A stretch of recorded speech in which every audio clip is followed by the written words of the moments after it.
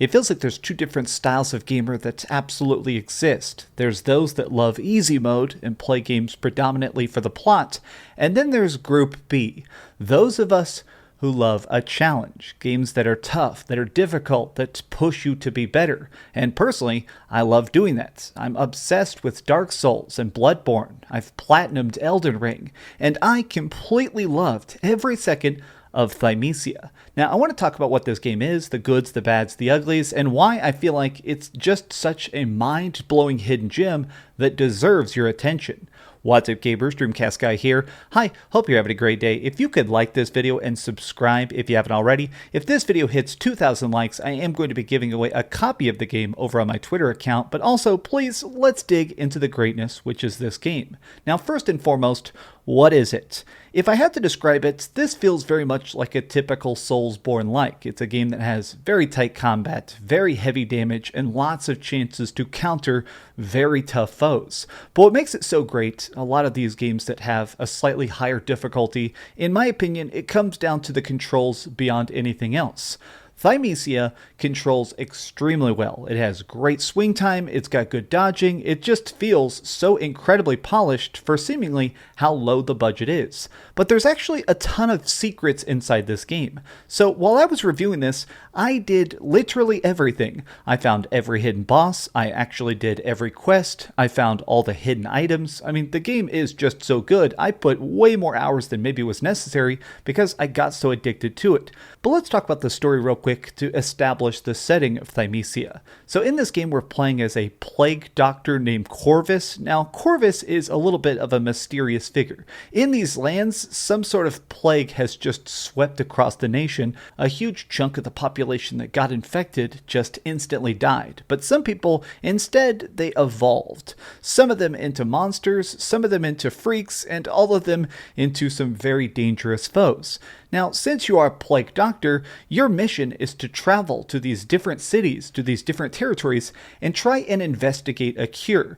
Now, the big thing about this game that I want to say right up front is that, honestly, it provides a tremendous amount of freedom. Now, in most of these style of games, most like Dark Souls style games, you have two separate main buttons. You have your strong attack and your fast attack, right? Well, in this game, instead, what you have is you have blade, which is your saber, and claw. Now, whenever I hit these foes, you notice that their health bar is just slightly lit up. This is called wounding. If you hit people who are infected with the plague, their wounds will actually seal shut. They're freakish Wolverine wannabes. In order to actually get their wounds to stay open until they die, you have to claw attack them. So, and a lot of times you have to do a combination of fast attacks and strong attacks. Your claw is pretty slow, but if you manage to charge it up and rip people open, it kills them relatively quick. Now, the other aspect of the claw system, which is quite frankly just so good, is the plague weapon system. So your character is able to take weapons out of people's hands. So if you're hitting people, it doesn't do like a typical disarm, but if you kill somebody and fully charge up your claw attack, you'll rip out a clone of their weapon. So if they have a shield, you can do a special shield attack. If they have something like a big hammer, you can do a hammer attack. Bows, you can do some long range strikes. Or if you just have something like a halberd or a big old saber, you can take those weapons. And this essentially becomes the very great magic system. So when you take these, initially it is a single use item. You just take that one item out of their hand and then it's one-time use. But as you keep stealing items from people, this becomes permanently learned. It's essentially a talent point system. So like if you have somebody with a shield or fire magic, if you keep claw attacking them again and again and again, by doing this, you permanently learn their skills. In fact, even better than they do. I decided to max out the bow and arrow. I can now shoot arrows faster than the enemies for lower mana, and honestly, it just feels great to be able to tap people and properly wound them before I move in for that big claw kill. Now, the biggest thing about this game is definitely the speed of it. This is fast. Corvus is freaking putting Sonic the Hedgehog to shame. You can hit quick, you can dodge incredibly quick, you are all over the place, but reaction time is absolutely key. This is one of those games that I feel like you have to be paying attention to every single frame, but it does feel more generous than other Dark Souls style games are. Honestly, a lot of times these indie games, I feel like they mess up the dodging mechanics. Thymesia, though, completely got it right. The ability to slide under a boss's big strike or just get out of the range of somebody's big counter, it is extremely good. But I do want to talk a bit about the leveling system and the talent point system. So while you're leveling up, you get to put a point into different skills. It works like your typical Dark Souls style game where by killing people, you collect the little like souls, like a currency, in this case called memories. There's only 3 separate stats you can actually level up though. So you basically are choosing between more claw damage, more saber damage, or more health. But the other additional part of this that makes it much more interesting is the talent points. So whenever you level up, along with getting these passive bonuses, you can start to get specific skill increases. Going into the talent tree is how you're going to customize your particular Corvus to make it so you have more dodges. You can do things like you're able to throw these feathers. You can shoot a little feather out by pressing L2. Now it's very, very weak. It's like a tiny stun attack, but if you want, you can put a bunch of points so you can do big, huge wing strikes, regenerate wings faster, or even get mana back for every feather that hits. Now, personally, I decided to put all of my points into saber strikes. This made it so that my combos were longer, they would deal more damage, and honestly, it just makes it where I could get in people's face and stagger them incredibly quick. When I specialized into claw damage and into those talent trees, it made it where I could do these incredibly fast claw strikes that stacked up a damage bonus. And when it reached max stats, it would actually cure me. So if I hit somebody 5 times in a row with my claws, I would start to get healed for like 5% of the damage dealt, which was crazy. It made it where there is this ruthless beauty to the talent system where seriously, you can make your character very different from other people. It makes it where you can sort of experiment because whenever you want, you can also completely reset the talent trees. And I like this because for certain bosses, I don't need passive bonuses or I don't need the kill bonuses or item drop increase because I'm only trying to kill one boss. It's interesting that you can actually tinker around with the way your character plays in such a fundamental aspect. But this does bring me to the final thing you can do, which is of course potion building. I mean, you're a plague doctor. Of course, you're an alchemist. So while you're actually exploring these different levels, when you're going into them, there are like optional mini bosses that are pretty tough. I mean, I'm not going to sugarcoat it. Some of these guys, usually the first time you encounter them, they would just rip me open and drink me like a Dr. Pepper on a cold day.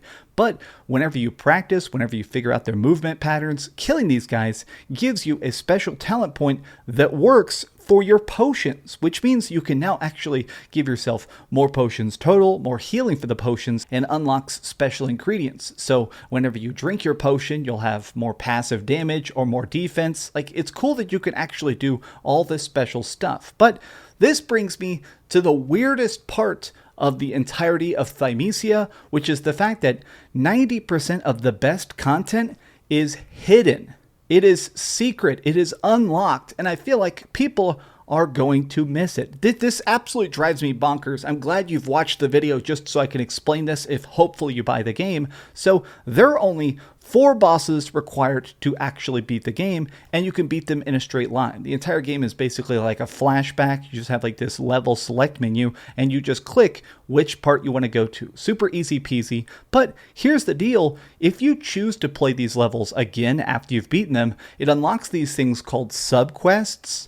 Now, when I first started playing them, I thought it might just be like, additional objectives, but that's not what they are. So when you're initially going through a lot of these environments, you're going to notice like side pathways or locked doors that you can't interact with. Well, these subquests end up opening up all these different side paths to let you encounter new bosses, new storylines, new additional bits of lore, completely new fighting mechanics, and even new plague weapons to steal. So basically, new magic you can find and unlock. And I'll be straight up, this even leads to completely hidden maps, like giant extra zones and crazy hidden bosses that are better than the main story bosses. And I feel like most people, if you're not paying attention, are just going to beat the couple bosses and go past the subquests. These subquests are the best part of the game, and I mean that in the best way because this game is already so great. I am genuinely complimenting this with the highest honor. These freaking subquests are top-notch Soulsborne design. I would take an entire game just of more of these quests. If there's DLC, I'm going to get that. I'm going to play even more of this. I'm going to platinum the game when it comes out because there's a couple hidden collectibles I couldn't find in these special extra giant zones, and I want to do everything in this game. But that does bring me to the two big gripes I have with Thymesia, which both of them are more on the technical aspect. The first one has to be that the entire game is silent. Like, it has music, it has sound effects, but there's pretty much no voiceover. Like, I think one character says hello, but they don't actually read any of their lines. And this becomes a bit strange because the opening cutscene is just a picture with text on top. There are multiple endings. All of the endings are just a picture with text on top that you select from a drop-down menu. Like, it's baffling to me that for a game that has such great animations, such over-the-top action, like such great boss introduction movies and stuff like that, and then when you actually start fighting, it's silent. These characters, these bosses and stuff, will sometimes even have subtitles at the bottom of the screen with some very epic speeches that are not there. It makes me think that maybe they just ran out of money, or maybe they just couldn't find any voice actors. Thymesia, you guys over at Team 17 or whatever the developers, I will genuinely voice act for this game for $0. That's how much I like it. If you just want someone to be like, oh yes, thousands of years ago, there was all this plague AIDS. I love this game that much. I would love to just be a part of it. But the weird silentness of it, I do feel like detracts from this world because you can't hear like the coughing, gasping air of a lot of these monsters. I do wish that there was at least some vocal component. Now, my other problem just comes down to the fact that, honestly, the game is very strange when it comes to animations.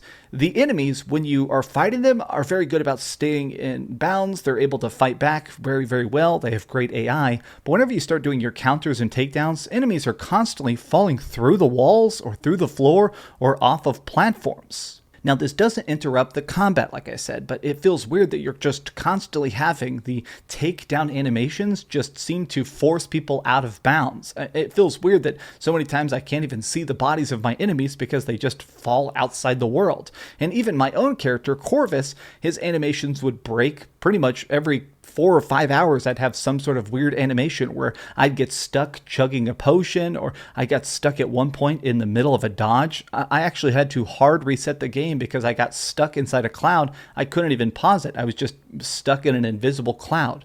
Doesn't make sense, but you know what? I guess sometimes that's the quirkiness of a good indie game.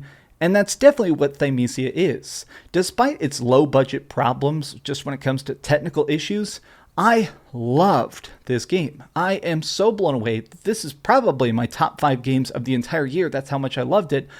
But I guess now is the time where we gotta go over to the ratings board and put a big number on it. So we've heard some good, some bad. Let's go score this bad boy.